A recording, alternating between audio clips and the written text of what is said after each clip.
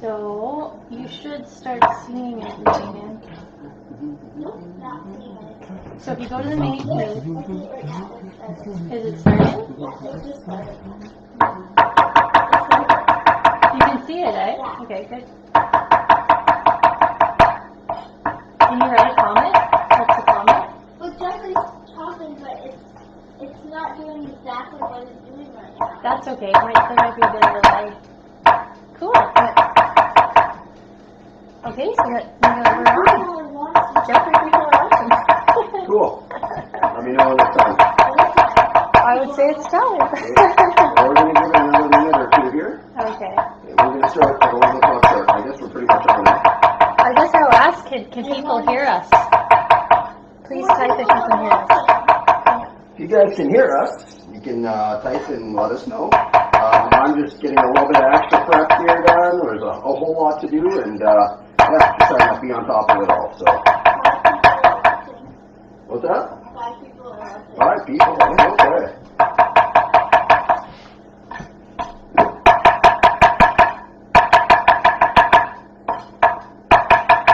The nice thing about cutting these mushrooms up is they don't have to be perfect. They're mostly water, and they're just going to cook down. So you got a couple of larger chunks, smaller chunks. It's all kind of good. They're going to kind of blend together, and it's going to be lovely. Yeah. Okay, we can be heard. Okay, and I think it's about 11 o'clock here. And I've got these mushrooms, or at least a little bit of them, kind of rocked off here. So, yeah, we'll start in a couple of seconds here.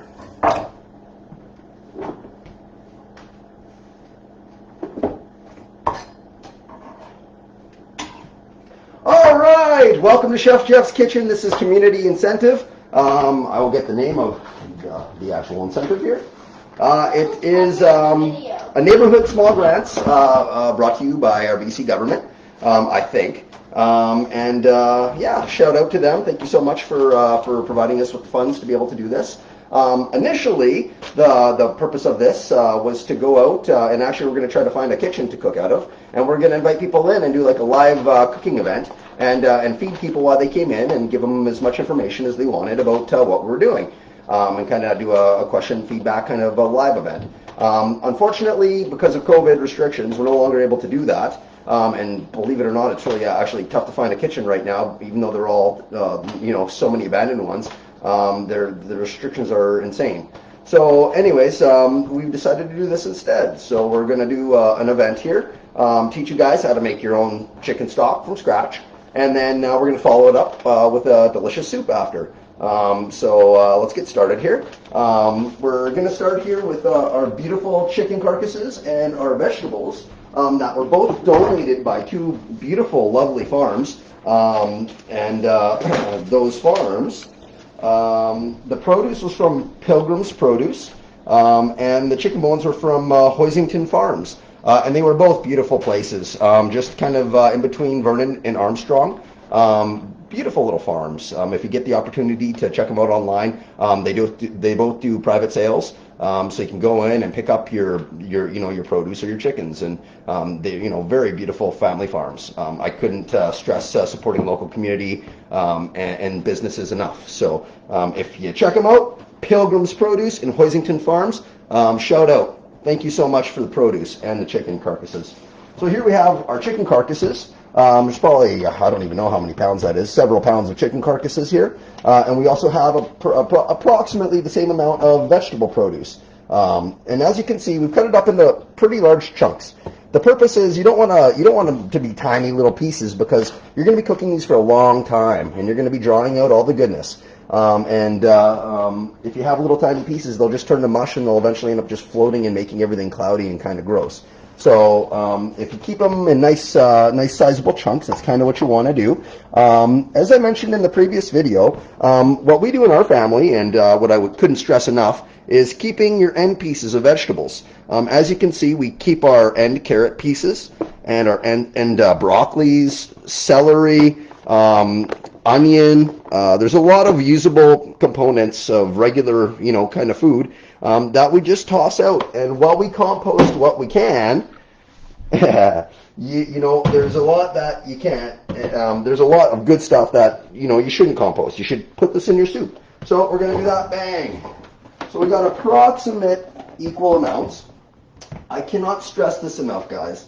This is not a science. This is more of an art. There is no right or wrong way to make a chicken stock or beef stock or any other kind of stock, but there are definitely better ways. I'm going to teach you what I know. Doesn't mean they're perfect, but I was a chef for 10 years, so I definitely was in a lot of different kitchens and saw a lot of different styles of cooking, and this is what I've taken out of it. I've got some other friends in the industry still who are wonderful chefs who could probably tell me everything I'm doing wrong. But from my perspective, there's no wrong way to do this. There's just better ways, and I'm going to show you my way. So here we go. We're going to throw a little bit of olive oil in here. I apologize for the camera here. We're a little bouncy. We'll figure it out. But we actually have someone here that says they hope you will do more and would pay to attend the session. Oh wow! Well, you know what? We did receive a small amount of money from the grant.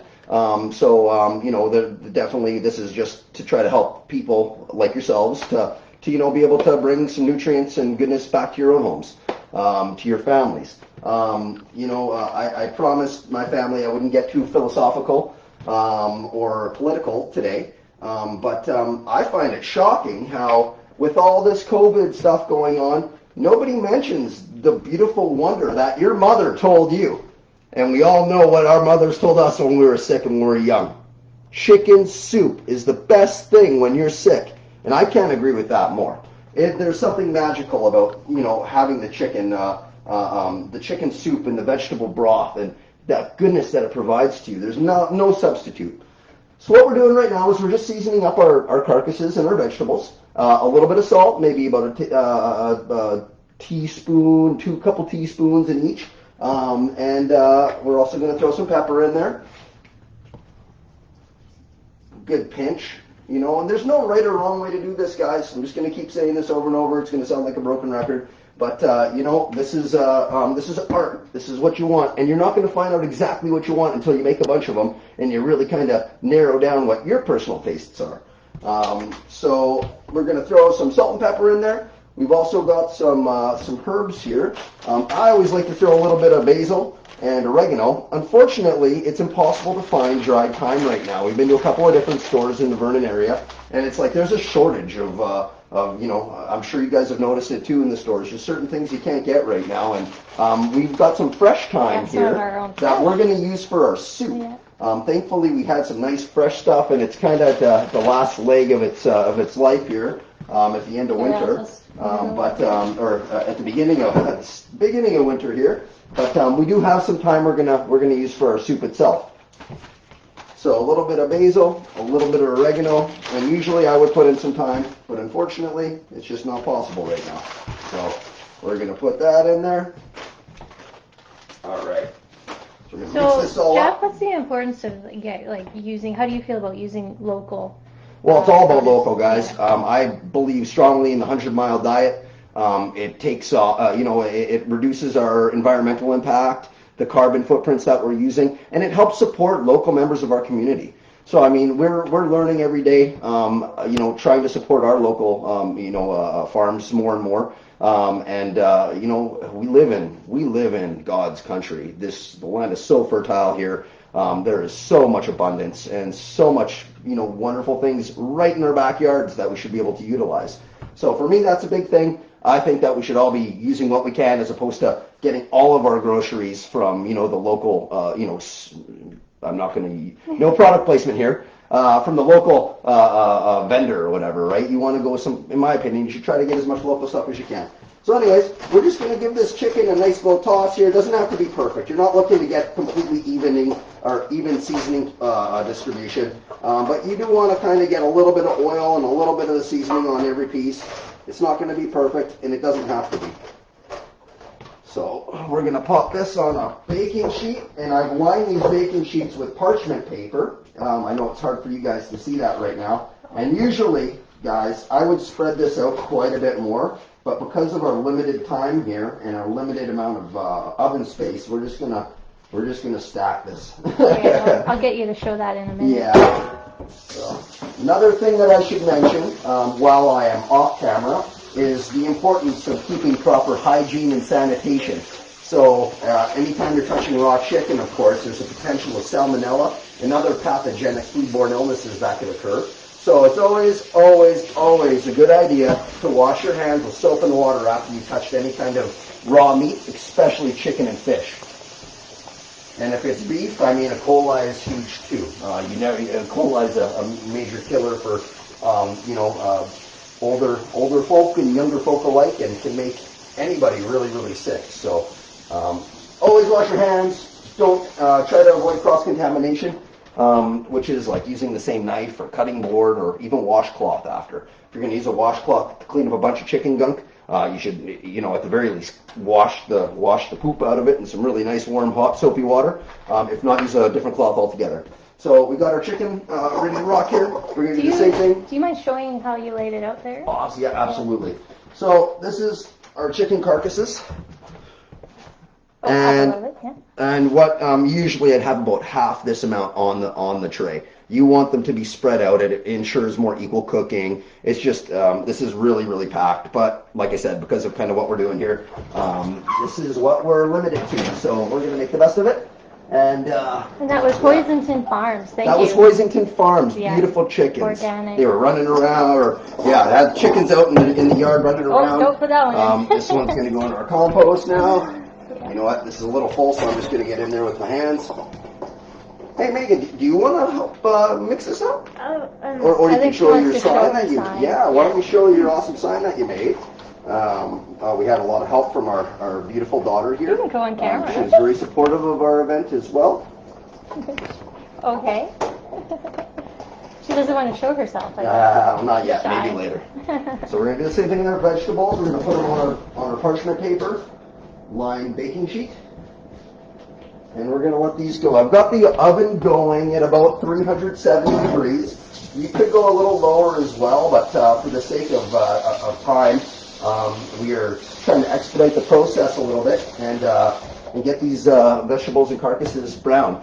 Now, we put out a video about a week ago explaining how to make a chicken stock from like a chicken carcass that was left over from a roast or a rotisserie chicken, or a chicken that you've already cooked whole. So it's a slightly different process. In this one, we're doing it the tried and true method. We are roasting our bones. We're going to create a ton of caramelization and additional flavor. It's going to make a nice depth, and you will taste the difference in your stock if you roast your bones and your vegetables before you make your stock.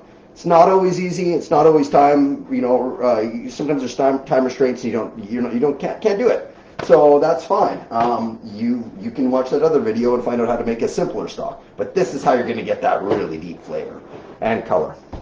So once again, this is a very packed, baking sheet here. Usually I would have about half the amount of vegetables on here, and it's going to restrict our ability to properly cook these a bit. But we're still going to be able to get kind of the basic premise going.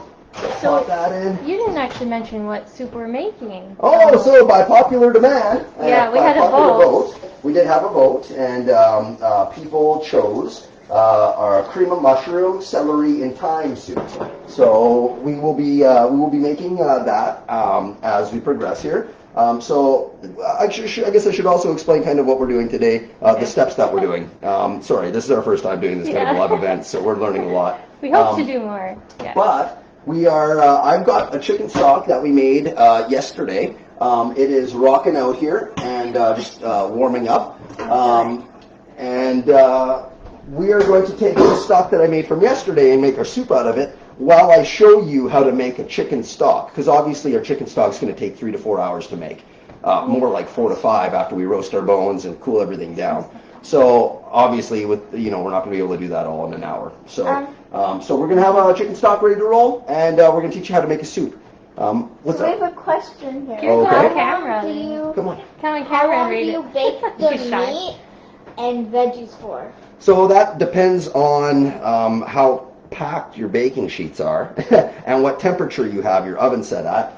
I would say at 370, we're probably going to go for 20-25 minutes. That could vary. We're going to kind of go through it, and I'll show you what they should look like. It may take a bit longer because of how packed everything is. For me, the really important thing was kind of showing you guys the process of how to get it all started, and then we'll get the actual stock happening after everything's roasted. And then if you need to, you can go back to our other video to kind of see the steps, because everything's the same after that. So to answer your question, it varies. But we're going to go through it, and hopefully it'll give you an idea. All right, so we tried to get as much prep as we could done here, but there was just so much, I was a little bit overwhelmed, and weren't able to get quite as far ahead as we would have liked. But give me one second. Well, it's a lot to make a whole soup within an hour. Yeah, well, we've been busy kind of doing other things on top of that as well.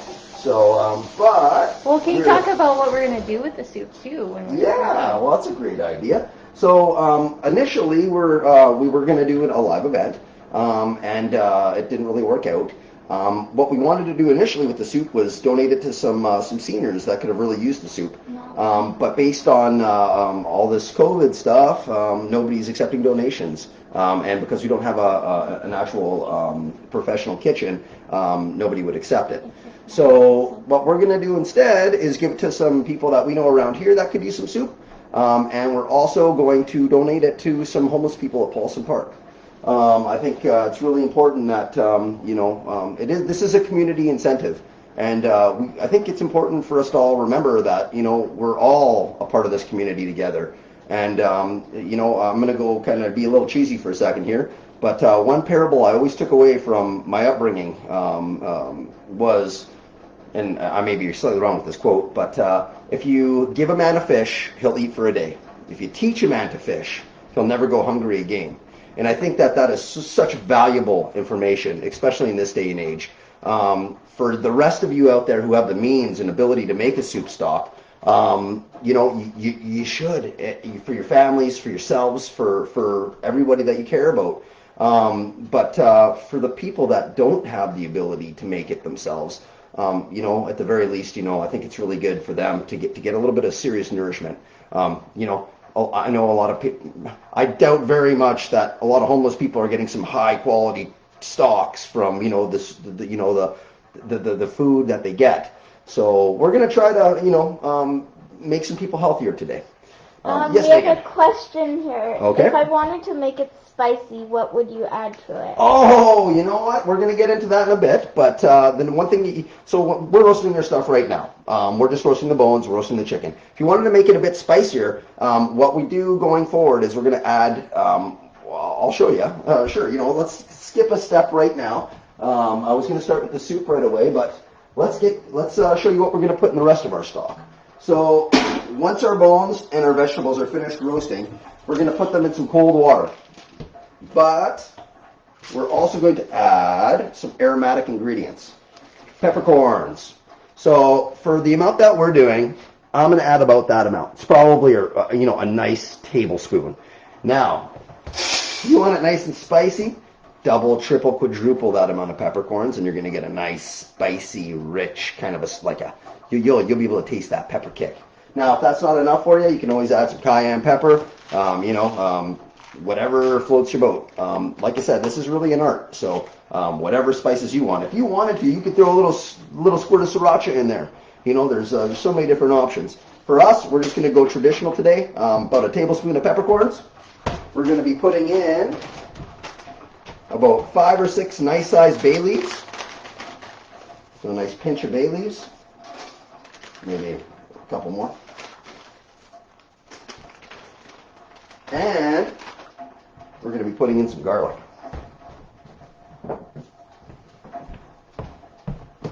You don't want to roast your garlic because it will burn, and once garlic burns, it becomes very bitter. So you got to be careful with your garlic, but man, the health properties of garlic and the flavor is unmatched in my opinion. It's one of my favorite things to eat. So what you want to do with it while you're doing it is kind of cut off both ends of your garlic. I'll show you guys a couple little tidbits of useful information. Now what you're going to do is you're going to give it a little smack with the back of your knife. Now be careful, you don't want to come at it at an angle or you might cut yourself. But you're kind of just going to crush it slightly. And for what we're doing, this is perfect.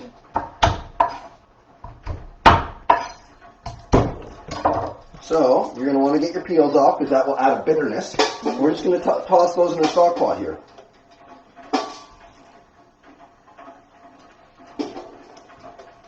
So it's always an important thing, guys, when you're making your stocks, you don't want to be adding your skins or your peels. It will add a bitterness. It will. It's just not the best way. If you want to make the best stock, the best quality stock, you always want to make sure that you remove your onion peels and your garlic peels. You know, carrots are fine. I wouldn't worry about peeling those. But you know, use your best judgment, right? And I hate to say it, I'm not a, you know, if you need to know something, Google is a wonderful resource. You got to be careful because not all the your sources are going to be as good as the next. But you know, if you ever have questions, you know, you can always reference, you know, that kind of thing. All right, and if you'll notice, I am washing my hands off a lot, and that's just to stay clean here and to make sure that we are up to our COVID-19 and food safety protocols. Okay, so as you can see, we've got our nice aromatics. I don't know if you guys can see that or not, but we got some garlic, some bay leaves. We've got some nice peppercorns. Now, what we're also going to do, because we don't have any thyme, because I actually love adding thyme to my stock as well. I don't add the oregano and the basil to like my aromatic portion, but by roasting it, you will get that infused into your food, and it will come out in your stock. But because we don't have any, I'm just going to take some of these stems. We're going to put in some of our kind of ugly thyme stems, because that will add a whole lot of goodness too. We live in such a beautiful place here. We're so lucky and blessed. All right, so we're going to let this sit off to the side for a bit here. We're going to get started on our soup. So we are making a cream of mushroom, and I've just got what you kind of want to do when you're making this soup is try to find and locate some clean mushrooms. If they're covered in that kind of what do they use for those? Hummus mixture, whatever they use. You know, they get all gross and it's tough. You got to wash them and they get all slimy, and you're adding more moisture to something that is already full of moisture. So try to find some nice clean mushrooms if you can. And that's exactly what we've done here. If you see any little chunks of kind of that blackish kind of soil-like material, just pick them off. That is my greatest advice. Some people will go and wash them all, and then like the stuff just goes to the bottom of the colander, and you can't really get rid of it all anyways. If you keep them dry, you can just kind of pick it off as long as they're not covered in it. So you get them mostly clean. Yeah, we have a comment here. It says, "Thanks for doing this, Chef Jeff. We really appreciate you taking the time to teach us." Oh, it's our pleasure. And you know what? This really is a group thing here. My wonderful, beautiful wife Pamela and beautiful daughter Megan, they have contributed a lot to this as well. It's been a group effort all the way. And there was a time where our other daughter Desiree was really involved with this kind of stuff too. And actually, she was the one who got us started on Chef Jeff. It was her idea to start doing videos when we did some, simple quartering of a chicken on YouTube. So it really is a family thing. Thank you for joining us, because it means a lot to have you guys here and to be able to share our knowledge with this stuff. Okay, Megan's shy. Okay, so I'm going to keep cutting some mushrooms. So guys, there's different ways to cut, but I'm just going to go through a little bit of standard cooking etiquette, I guess, when it comes to cutting and knife skills. So what you want to do when you're cutting is almost use a claw. You want to hold the knife kind of on the front. I take no legal responsibility for any injuries that might occur from this as well. Disclaimer. Just disclaimer. But when you're cutting, you kind of want to claw it. What you want to do is have the knife on your knuckle and your nails pointed in like a claw. That will ensure that you never actually cut yourself, okay? So, obviously you're not going to be able to do it this fast. I've got more mushrooms than I can count. So, like I kind of mentioned at the very beginning of the video as well, they don't have to be perfect. We're going to be cutting all this down, and it's going to be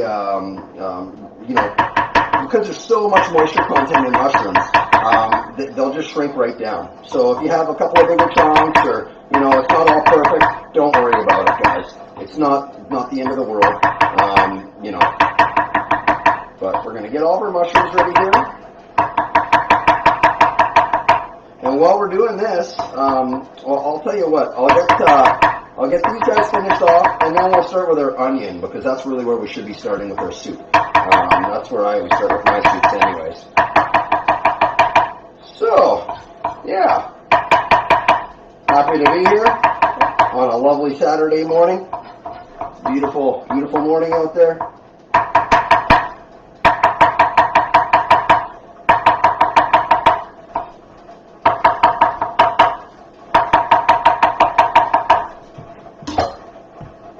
Okay, so tell you what, let's get our pot on the stove and we'll start getting ready. So this is going to be for our soup. We are making a cream of mushroom, celery, and thyme.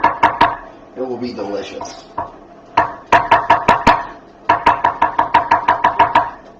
I'm going to do this as fast as I possibly can, guys. I apologize.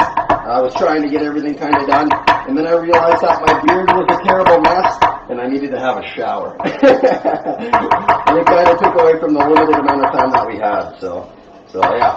We'll have this ready to rock in a minute or two here. We have a question about how many mushrooms are needed and how much soup will eventually be made. Okay, so again, I wish I could give you guys a scientific, really concrete answer.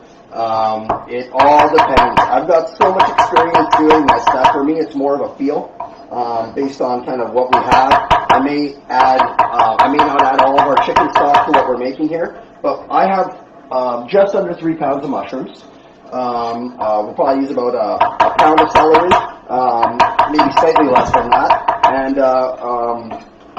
we're probably going to end up yielding 5 to 6 liters, maybe 7. We'll see. We're going to find out, aren't we? We will put up some ingredients after this is all said and done with some more concrete numbers for you guys. But the main objective was just to kind of give you guys the process, because just like the stock, this soup is more of a creative expression of yourself. I could give the same instructions and recipes to 10 different people, and every single one's going to come out a little bit differently. And then if you start adding in all those personal touches, and you start changing and varying those ingredients, you can come really with some different stuff. So I can't answer that question. We're going to find out, though.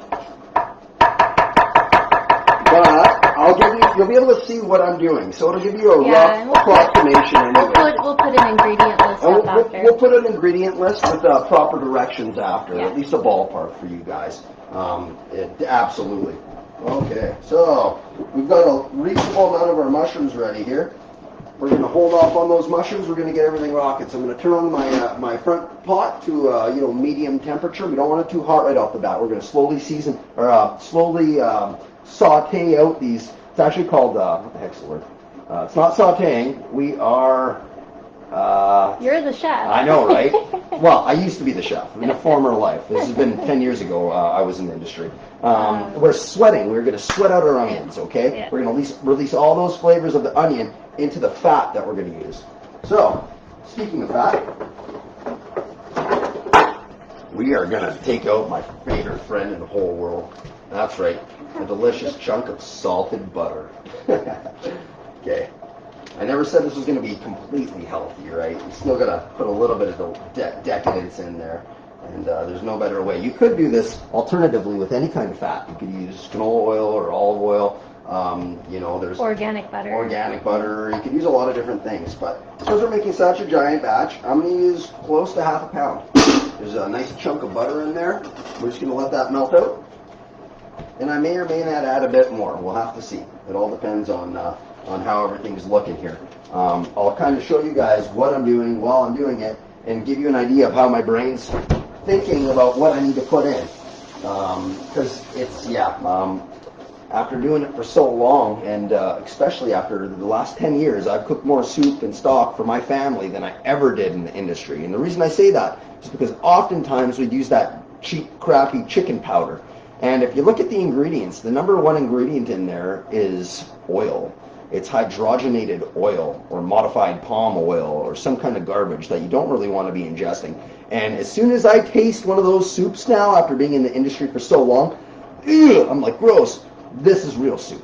this is what it's about. And you can, for me, I can instantly tell the difference. So we got our butter slowly going here. Let's get our onion done. And look at these onions from that were donated. Pilgrims. That were donated to us by pilgrims. Oh, Pilgrims. that is a beautiful onion. Look at that. Gorgeous, gorgeous. And it's so nice and big. We're just going to do one. You know, if there was a couple of, cheap, smaller onions, I just do, again, we don't want to use these guys. They're not like our best part, you know. You could pick out that, the rings around here. And actually, why don't we? But you don't want to use all the crap on the end. That's not so nice. Okay. Do you have any funny jokes, Chef? Oh, funny jokes. Soup jokes? No, I don't. I'm not much of a jokester, I'm afraid. I got a great sense of humor, but unfortunately when it comes to joke, I'm about as dry as a piece of toast. So I will have to decline, but...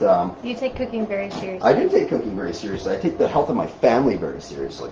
And where's that little list I had? Because I did have some interesting things I wanted to talk about. Yeah. Let's talk about soup, guys.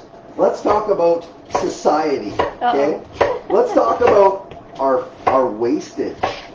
And I've actually considered making I'm in the very, very beginning stages of maybe writing a short book. But I'd like to address some of our social issues with soup. And you might be like, what do you mean social issues with soup? That doesn't make any sense at all. Well, there was a time and a place where we respected soup. We would take all those end pieces and we would cook them down into something amazing. We wouldn't waste and we wouldn't take for granted what we had.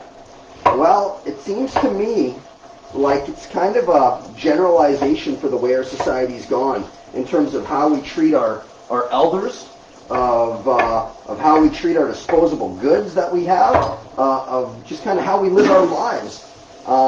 And I really feel like we need to slow down a bit. Oh, thank you. I'll tell you what, why don't you put those on the counter and I can reference them in a few minutes here. But it just seems to me like we've come to a very strange place in our society that's not really reality at all. All this stuff is so good for us, and elders have so much wisdom to give, and it's like, well, you just go on to Google now, and who needs old people? Oh, you just go to the supermarket and buy a bunch of new food and throw out all your old stuff. Who cares? Who needs that anymore? And we've forgotten what makes us alive, and that is, truly appreciating what we have and recycling and using what we have, what we can, to be the best we can be. So for me, this is a philosophy. Soup is really something that keeps our family healthy and whole, and helps connect us with the real nature of reality. Yes, Megan, you were going to say something. Can I help in any way? Oh, you'd like to help? Well, Jen, I'll tell you what. Why don't you grab that wooden spoon right there, and you can give this guy a little bit of a stir. So let's show everybody what we're doing here. We've got a nice big chunk of butter that's still melting away, and we got the temperature set at kind of like a medium to slightly low temperature. And what we're doing is we're just going to slowly cook out those onions so they become translucent. So go ahead and give that a little bit of a stir. We're going to add a nice pinch of pepper to that. It's important while you're cooking to kind of slowly add the layers of flavor. And any chef knows you first go to is salt and pepper. All right. So we got that rocking. I might need a stool here. Oh, go grab your stool and be done. So while that's going, I'm going to get the rest of our mushrooms cut up here. Lots and lots of mushrooms. And we just got to Coldstream. We're living in Coldstream right now. We moved here about a year ago from Alberta. We lived in Airdrie. And, what a beautiful part of the world. We're so blessed to be here, like I said, especially with all these restrictions because of COVID, we're kind of lucky out here. It's a lot more natural, and at this point, other than the family and friends that we miss so dearly, we're really happy to be out here. And we'd like to give back to the community as much as we can, and that's kind of what this is about. So, so Megan's working on getting those onions sweated out. I'm going to finish off my mushrooms, and this will take me about a minute or two. And then maybe we'll open up our oven and see how our bones and vegetables are doing. We might have to give them a little bit of a stir. All right. Your eyes watering from the onions? Oh, onions, yeah. Do you have There any you go. tips on that? Like how not to Well, cry when you you're don't- cutting onions? That's a great one. 'Cause that's what my- am I doing here? I'm adding a little bit of mushrooms in there too now. A Uh-oh. little bit premature, but that's okay. If you want to avoid it, my best suggestion is to breathe through your mouth. If you're breathing through your nose, it definitely exacerbates those symptoms. Not so much fun, I know. I can't tell you how many onions I have cut and cried over during my life, and I'm sure a lot of you guys can relate out there. I love onions, so they're a wonderful staple of our food. Or just look away from the onions. Well, looking away doesn't do it. It's the not vapors, but the mist that comes off when you cut into them. There's a small amount of liquid that kind of escapes and floats in the air. It's like lavender. Yeah, we used to do this. We used to make a lot of soup back in Airdrie, and what we would do is we would donate it to our neighbors. We had a bunch of older neighbors, and we would give it to them. They were experiencing some health issues, and they always really appreciated our soup. So, as we get to know more and more people out here, hoping we can start giving some of our soup to some people in need, in our very local area as well. But that will come. We're just happy that we could share this with you guys. So I have a question. Somebody's wondering if Pilgrims will sell chicken parts Yes, for soup making. yes. So, absolutely great question. The other farm? Um, Oh, sorry, That- it's not. Yeah, Pilgrims. yeah. So Pilgrims was the produce. They don't. I don't think they do chickens. They But might. This was Hoisington. Hoisingtons, they Yeah. do. They actually donated these chicken parts. It wasn't. They didn't give us full chickens. They gave us all the wonderful bones and stuff, the carcasses. So yeah, they do. And I know they also sell whole chickens as well. And like I said, it was awesome because we pulled up there and there were chickens running around their farm. And I was like, you're eating some good stuff when you got chickens just running around free, right? What a happy chicken. I think we're done mixing this. Okay. Yeah, you know what? Let's just let that rock and roll for a bit, Megan. We're going to let it chill out. Where can I put this spoon? Maybe I'll No, put it, why don't you put it right here? Thank you. or put like a piece of paper towel under it. Oh, that's okay, hon. You can just put it right there. All right, I'm almost done these mushrooms, guys. This is probably the most time-consuming portion right here. Cutting all these little guys up. And we're going to get into the magic here soon. When I say the magic, it's the roux. Now, if none of you guys know what a roux is, you've been missing out, because it's that, in my opinion, that's like the magic of savory food cooking. How you turn a liquid soup or just some watery, kind of a flavoring liquid into a sauce, into a soup, into a thickened agent or something thick. All right, almost done. Almost done. Almost done. Promise.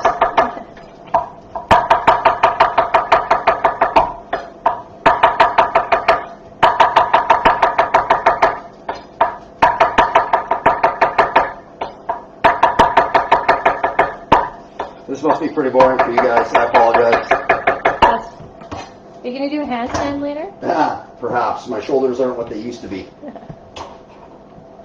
But I can try. Try, and try. If you fail, there's no such thing as failure. You just got to keep on trying. That's how you learn, right? And that's the same thing with these stocks. You might try your first one and be like, oh, you know what? I don't know. Try another one. If it was too salty for you the first time, you got to change that. If it's got some weird flavoring you don't like, try to pick it out and change it up to make it the way you want it. Now, I will say another important thing. When it comes to our stock, and I'll kind of clarify it again before I actually start making our actual stock, but you don't want to be salting your stock. You notice we put in a lot of delicious aromatics, garlic, peppercorns, bay leaves, thyme stems. but we didn't add any salt. And the reason for that is because as our stock cooks down, it's going to reduce. And if you season it and you're like, oh, that tastes pretty good right now, you know, in 2 hours it might be so salty it blows your head off. So, oh, that's probably not appropriate. It blows your taste buds away. So just keep that in mind. You don't want to salt or season over season your stock. We seasoned our carcasses and our vegetables, but that's it. We don't want to be adding anything to our liquid. Okay. So let's take a look here. Ooh, look at that. Got a little bit of browning happening here. Let's see, can you show that? Here, Yeah, maybe come in if you can. Yeah, there we go. Yeah, so I'm just going to get in there and give those a little bit of a shuffle. That's Make sure good. everything's cooking nice and evenly. Look at that. You know what, sweetheart? She's going to help me with something in a minute, but right now, just stand back. Our oven could use a clean. Yeah. We're not going to show you guys the rest of our house. That's all I'm going to say. But It's been a busy week. yeah, it has. It's been a busy while, actually. Pamela just started a new job, and we're really excited about that. So a lot happening in our lives right now. Megan's going to a new daycare and after school. So yeah, a lot of changes in our lives, but good changes. We're really happy and we're doing well. Miss our family like crazy, but you know what? We're doing the best we can, and yeah. All right, let's put that back in there. Give those another 15 to 20 minutes. Maybe 15. Okay, so I don't know if you can bring that in here, honey. I can try. Oh, we only have a couple more. Here. Oh, we have 20 minutes. But our onions are starting to get slightly translucent. I made the mistake of adding some mushrooms in there, but don't worry, it's not going to wreck anything. Those mushrooms are just going to cook out, put a little bit of moisture in there. So we got that rocking. Here, Megan, you can stir these in. We're gonna add about half of our mushrooms, guys.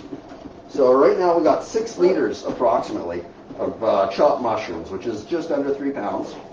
So we're gonna add about half of them, and our wonderful helper is gonna give that a stir. Stir that all in.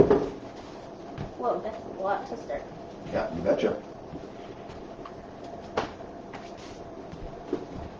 Well, that's going. You know what? We probably should have added our thyme already with those onions, but I forgot.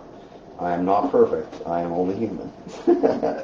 So what we're going to do is we're going to pick off some of this fresh, beautiful thyme from our that we grew this year on our back deck. And the stems will add a kind of a woody texture, so you want to try to avoid them. But the tops, if you get a little bit of stem, it's not such a big deal. And what we can also do... Already the mushrooms are kind of condensed down. Starting to cook out already, eh? Yep. No, there's so much moisture in mushrooms that's exactly what they'll do. So, and you'll see on your, if you happen to do fresh thyme, I mean, I would have just cheated and used some dry thyme if they had any, but unfortunately, like I said, we just couldn't find any. So, yeah, we've got this. The white, if you got a little bit of white stem, it's not a big deal. I don't know if you guys can see that or not. But if you got really woody looking stuff, you want to make sure you get rid of that, okay? Because it will definitely affect the texture of your soup. But we're going through and we're going to try to pick out as many of these lovely leaves as we can. All right.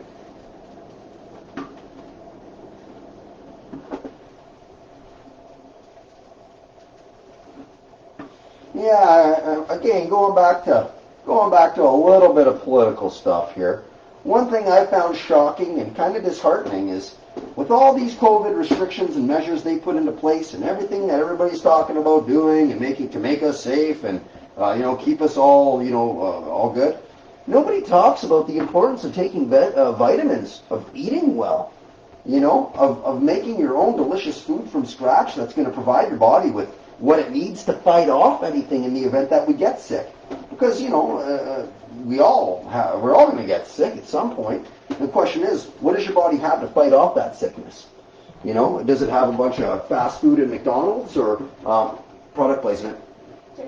Careful. Or, is it going to have some live food, some real good stuff? And that's, just a philosophical, slightly political thing that, I'm really adamant about.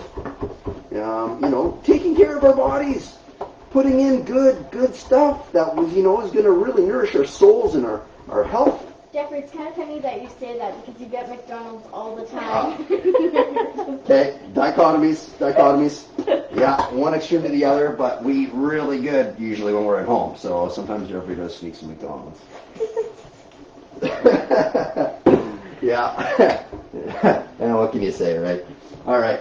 So we have some turkey stock or chicken stock happening here. And what we're going to do, and I'll kind of explain this too, it's explained in our other video that we did, but I'll show you real quick here. We've got a slight layer of fat. We've already separated everything out of this. So this is just the stock, but a little bit of the fat separated out after we'd strained it off and cooled it from yesterday. So we've got a slight buildup on the top. Now what we're going to do with that... Is this almost done mixing here? Well, you know what? You can give it a couple of minutes, as long as it's not burning or sticking on the bottom, okay? So what we're going to do is we're just going to go around with our ladle, and what that's going to do, I don't know if you can get in here, baby. Actually. I can't really move the stock pot, unfortunately. Yeah, just a second. But as you can see, we've got a bit of a buildup of a little bit of fat and a little bit of scum along the top here. So what we're going to do is we're just going to take our ladle and create a little bit of a vortex that's going to force all that fat and particulates to the edge. And then we're just going to go in and we're going to skim that off. And that's stuff we don't really want in our soup. Just like that. And then we just put ours in this not so lovely container that we found. But yeah, a little bit is okay. It doesn't have to be completely void of like every single, you know, particulate, but excuse me. Try your best to make it as clear as possible. Get all that stuff off the top. Just like that. So we're going to let that guy go. We've got our soup rock in here. And give that a good stir. So as you can see, guys, our mushrooms are kind of cooking out there. Our onions are kind of translucentish. And we're going to let that go for another minute or two. Can I? Or What are you asking there, darling? I was gonna mix it. You want to mix it? Well, you know what? You can mix it in another minute. We're going to give that a couple more, just a little bit more time. And you know what? Just based on what I'm seeing right now, I'm going to add a little bit more butter. So we've got a little bit more than a half a pound of butter after this is added. So, yeah, because we're going to be making a roux. The next thing we're going to add, guys, is our celery. Oh, you have someone said, some... "Yay, Chef Jeff! Thank you for the great instructions." Oh, my pleasure, guys. It's a team effort all the way. So we've got this lovely celery, all these heads that were donated to us by pilgrims. Yes. Got it. Okay, so we're just going to, it doesn't have to be perfect. That's nice organic. This is beautiful organic celery. It looks lovely. It doesn't even look like celery. Yeah, it's very leafy and full. It's beautiful. Beautiful. And you know what the great thing about this is? We can add these leaves right into our soup. It's a great way to utilize it.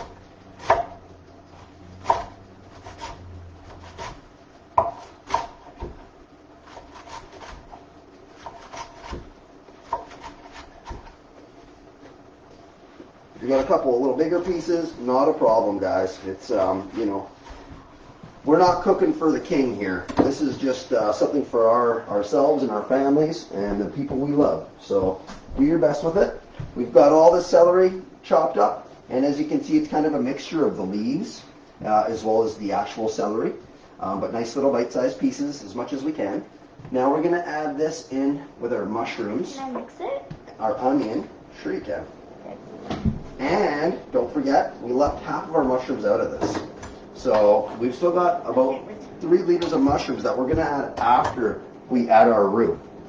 So, and that's going to kind of, I like the different textures when I'm making my soup. So either by using different mushrooms or varying the cooking times of my mushrooms, you will notice a slight difference in the texture of the different mushrooms. And for me, it just adds an extra, just a small extra component.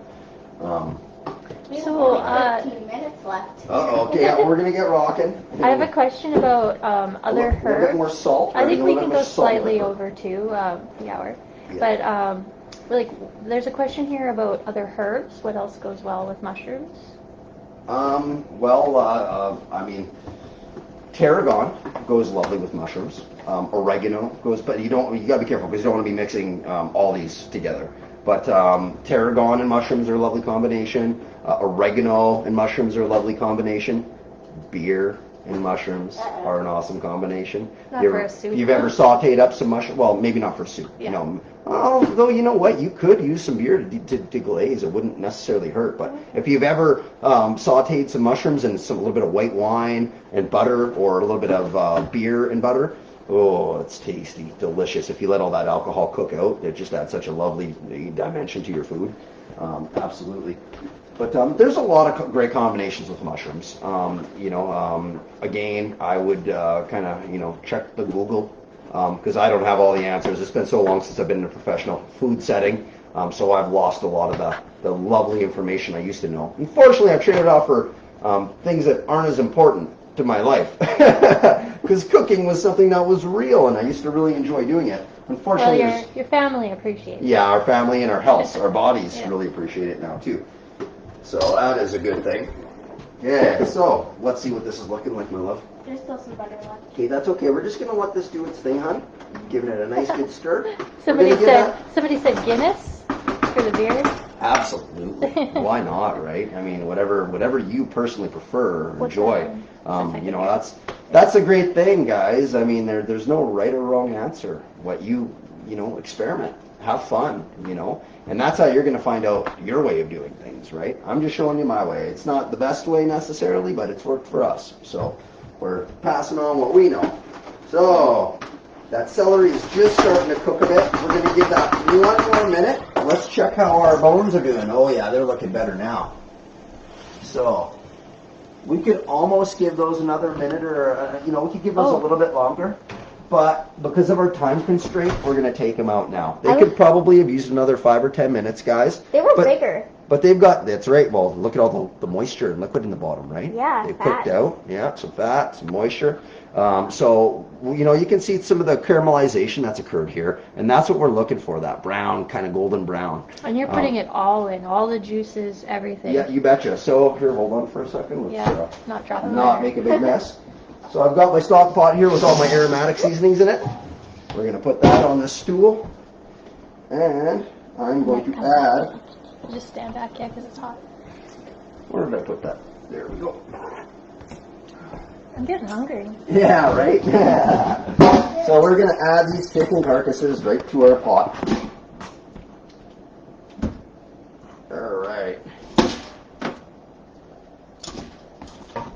So you obviously have big pots. Yeah, these are nice big stock pots, guys. They're thin bottomed, so they're not ideal for soup. If you had a nice thick bottomed pot, that would be the way to go. It creates a more even heat distribution, which is what you're really looking for when you're making things like roux and cream soups. It will have a less likely chance of burning.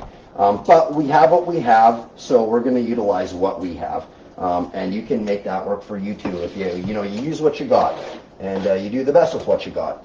And that's kind of the motto that we live with every day. We do the best with what we have. And this is what we have. So there we go.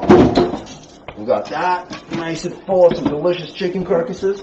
We are going to take our vegetables, It which smells like chicken. absolutely, which these guys could definitely use a couple more minutes, but again, we got a little bit of caramelization going on there. That's what we're looking for. A little bit of browning, right? That's what we're looking for. So we're going to take this, we're going to add it. Like, how long is this? Well, it's been going for a good half hour at least. No, maybe it's been going for 51 minutes. 40 minutes? 51 minutes. Well, it can't be 51 minutes because we didn't have it in when we first started our show, I right? guess so. So that was So it's probably about 40 minutes or so, maybe 45. So there you go. And it wouldn't take as long if we didn't have so much in our stock pot here, right? Yeah. But this is what we got. So let's show. Bring it to the camera. All right. That's a lot of food. So here we go, guys. We got that full of deliciousness. Yeah, look at that. Look at that. And there's like 10 pounds of goodness in there. There's going to be a lot of soup. So we're going to fill this up with cold water.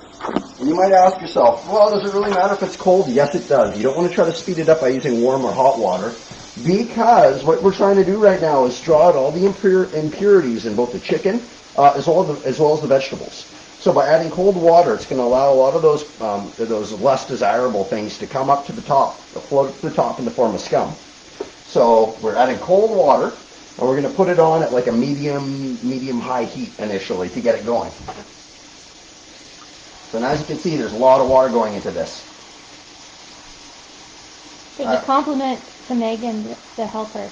She's right on track with time. She's a great helper. She is.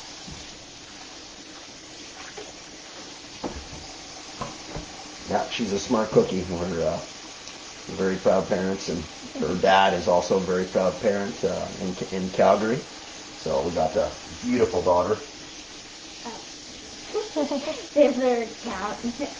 Their count is very good. Yeah. All right, guys. So this is really starting to rock. These mushrooms are really starting to kind of come down, break down, and reduce or kind of slough off their moisture. I don't know how you'd say that. Cook it off. So we're going to get back to that in a second here. But first, we're going to finish up with this. Bang. So we're going to make sure we fill everything. And there's probably a good 10 liters of water in there.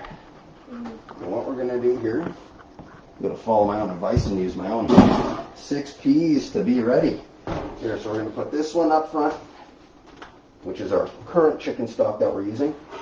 We're going to put that other one on the back. It's a little bit of a juggling match right now because we don't have a ton of space. And I'm just hoping nothing catastrophic happens right here. I'm usually not making a soup and a stock and everything at the same time, so it's definitely a little bit of a juggling match. So we just got that. Maybe stay away from here for a few minutes, Megan. So we got our new stock on like medium-high heat to get it going here. And we've got our soup rocket, and you can see this now. Those mushrooms are like a quarter of what they used to be, right? There's hardly anything there. We've got all this lovely juice at the bottom. Most of it's fat, but some of it's water. But that's okay. Look what we're going to do now. This is the magic. This is the magic right here, guys. So I've got some nice natural flour. You can use whatever kind of flour you want. Whole grain, white, bleached, unbleached, whatever you want. So again, it's what you want to be doing is about equal parts fat to flour for your roux. Now, because I've done this so much, I'm just going to go by eye, right? So we added about a pound and a bit of butter. So we're going to add about the same amount of flour.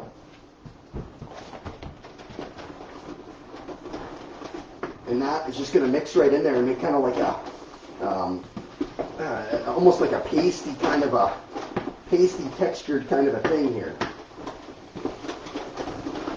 Yeah, there we go. We're going to turn that down just a bit because at this point we've got to really start paying attention to burnage. It will burn because of we got a very thin bottom pot, so there's going to be hot spots, and we've got to be careful at this point that we don't create burning areas in our pot.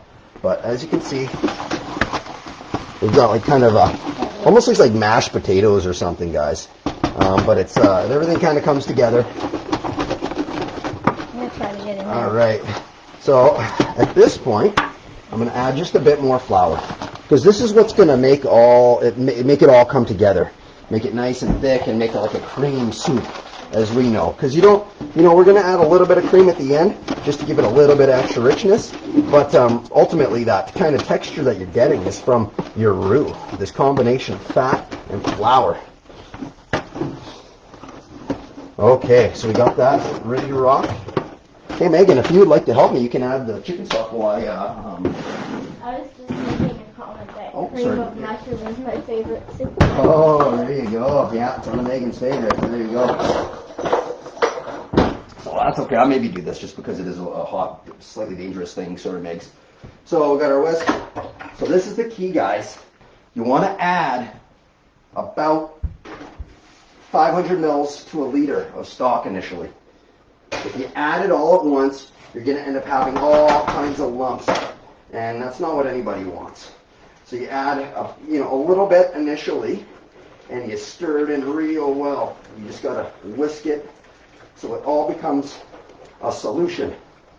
You want it all to kind of be the same consistency. If you add it all together, you're going to end up with all kinds of lumps and chunks and parts that don't break down, and it's not really what you want, to bite into it or to have a spoonful of soup and to, have a big chunk of flour. It's not ideal, obviously, at all. But as you can see, no, I lost my whisk. We used to have a bigger one and it broke recently, so. Hold on, let's give this a rinse.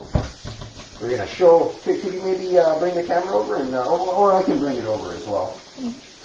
Show the Could I help consistency. with any other thing? Or Not this moment, my dear. It's a little bit precarious right now with the hot stock.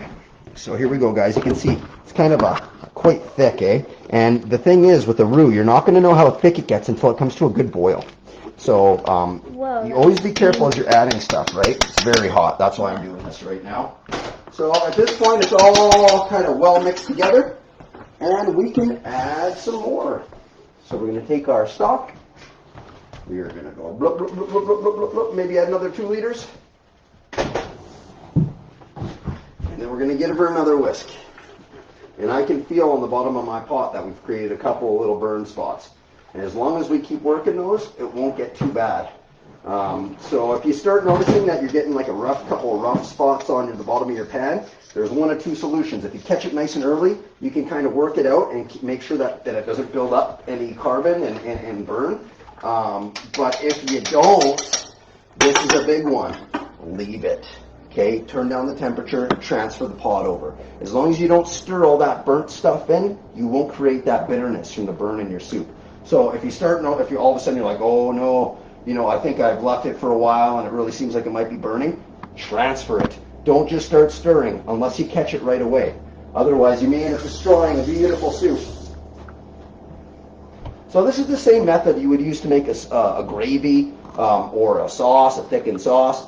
Roux is, like I said, it's kind of like a magical thing for me. You add it to a liquid and you heat it, and it like creates this lovely thick soup. So pretty awesome. hey Jeff, you're like exactly at the time we would end, but I guess we have to go. We're gonna go for an extra 5 to 10 minutes here, guys, just so I can show you everything.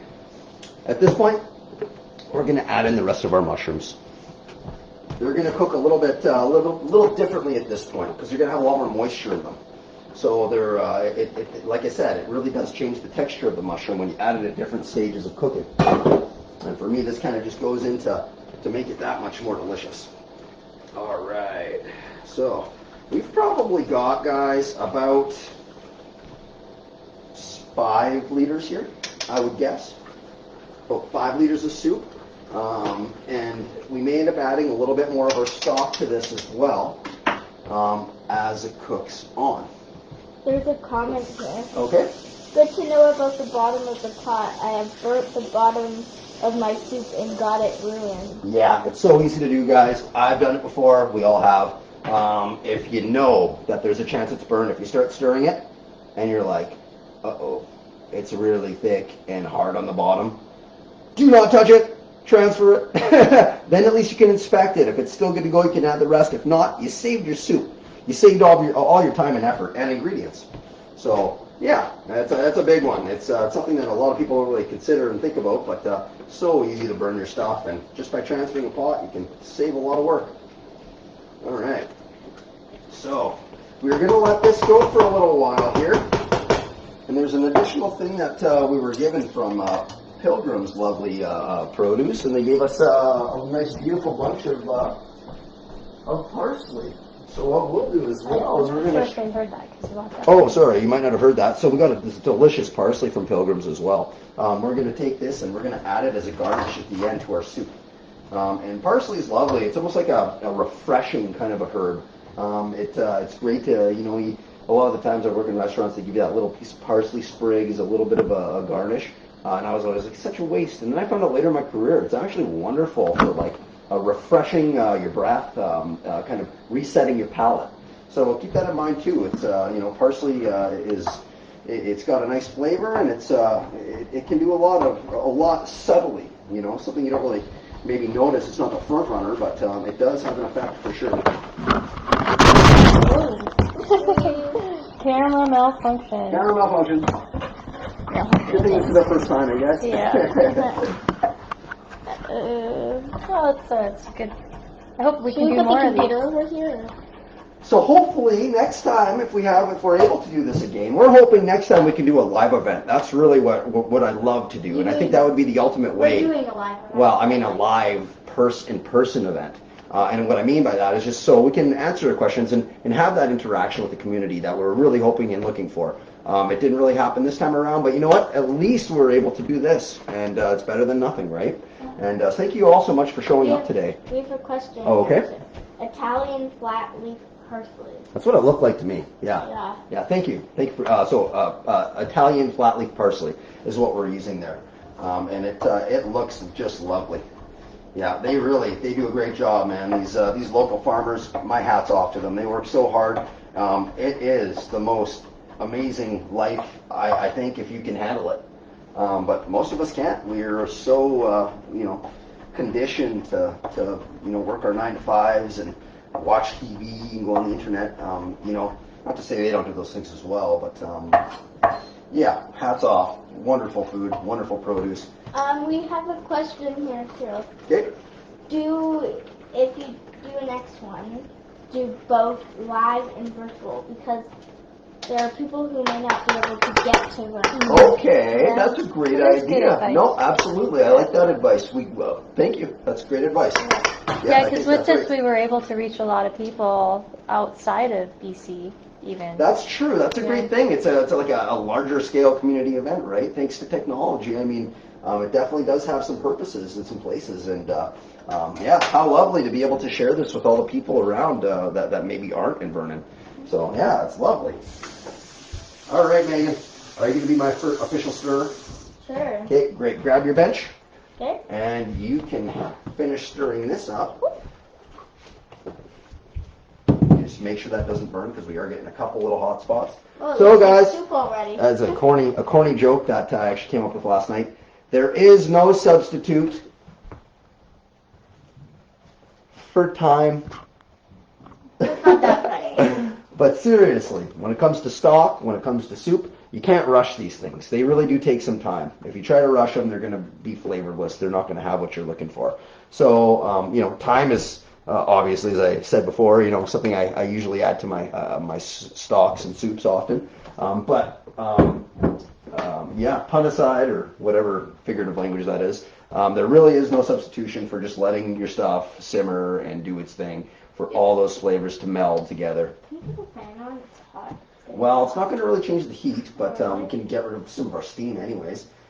We've got to be careful because it's tough to hear, I think, right now. So if we add, Maybe let's turn it off. well, we'll keep it on 1, just a little bit. You're pretty loud. Yeah, I am. I didn't do that. All right, so we got our parsley here. What I ultimately, guys, this soup's going to cook for at least another half hour. If you want to stick around, you're welcome to. Well, I don't think we're going to go for another half an hour, but we can do an update. I guess we can do an update. Yeah. We will be going out. If anybody is around, we were planning on going to kind of the area near Polson Park and the wholesale club. So I think most people around, I don't know if there's very many people from the Vernon area Okay. on. There might be a few. We're planning on being out in an hour or two once the soup's done, and we're going to go out and hand it out to some people who really need this. So that's kind of what our plan is. If you are in Vernon and you feel like coming down for some delicious soup and saying hello, we are going to be keeping our COVID protocols in place and doing our best to keep that 6-foot separation. Yeah, we'd love to give it to some people in need, like I said, and Megan's really looking forward to that too. So yeah. So we're letting this go, guys. So are we signing out then? Here? Not quite. Let's. Okay. You know what? We'll let this finish cooking out. Okay. You guys can see that. Yeah. You can see the huge contrast between our mushrooms that have cooked and the ones that we just put in there, right? Now, ultimately, once we leave this and let it cook for a while, these mushrooms are going to do a little bit of change too. The texture will change slightly. So we're just going to let those go for probably another half hour or so. At that point, we are going to season it with some salt and pepper to our taste. I always add a nice splash of Lean Perrins, Worcestershire sauce, and a little bit of lemon juice as well. So those are 2 other things that we're going to add. A good bloop bloop of Worcestershire, probably tablespoon or so, and maybe twice the amount of lemon juice.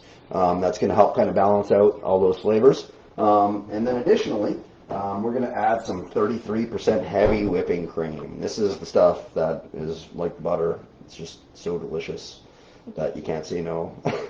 But we could do this without that. If we want it to be a little bit healthier, we could use olive oil instead, and we don't have to add cream. It kind of helps give it that, again, extra dimension, a little bit extra richness. But it's not necessary. I just think it adds that extra flair. So we got our cream. We got our cream. We got our parsley. We got our Worcestershire, our lemon juice, our salt and pepper that we're going to finish this with. We will give an update as we're finishing it. But first, 1 second. First, we need to let this finish cooking out. So we're going to give this probably about another half hour, stirring every 5 minutes to keep it from burning. And it should be a wonderful soup. You should mention the YouTube account we have for Soup for the Soul. Well, I think most of the people are probably aware of it. Yeah. Oh, I don't know. It doesn't hurt to mention it for sure. Yeah. So, do you know what that is? So we have a YouTube account, Soup for the Soul, where you can get more lessons on how to make soup. And how to cut quarter chicken. And maybe even other things in cooking. Yeah, and I think we're going to be adding on to it. I think our family's planning on kind of making this a more regular thing. So, we'd like to give back how we can with the skills that we have. And we're going to, try to do some, semi-regular updates and posts of how to cook and make yourself healthy and provide for your family. I think there's some other comments here that weren't mentioned. Oh, okay. So, can we see the consistency of the soup right now? I think we showed it, but we can show it again, yeah. Sure, absolutely. Yeah, let's do that. I'll just bring this down here. Pam will need your help to lower that. So as you can see, it's kind of got that nice thickness. And then when we add our cream, it's going to make it a little bit lighter in color as well, which is a little bit of an appealing thing as well. If we hadn't used a rye flour, that would also make it a lot less dark as well. So, by changing your ingredients a little bit, you can really have a big impact on your final product. Apart from the butter and the heavy whipping cream, we typically try to go for health. Hopefully that answers your question. We have some other if there was a question. We have some other comments. Okay. Do you want to come and read and talk? It says no. No. Okay. I know whoever enjoys your soup will have a great feeling in their stomachs. Thanks for your experience, Jeff. Oh, my pleasure, guys. Thank you for sharing this session. It was great. Looking forward to the next session. Thanks so much, guys. You all did amazing. I'm so excited to attempt making soup. That soup looks delicious. Cool. Nice. Thank you Good to hear. guys. That's lovely. I feel like I should Thank you. come and say something too. Yeah, here's beautiful Pamela. I'm behind the Come here, scenes. guys. Yeah, come here, you. So thank you for joining us today, and we hope to see you again.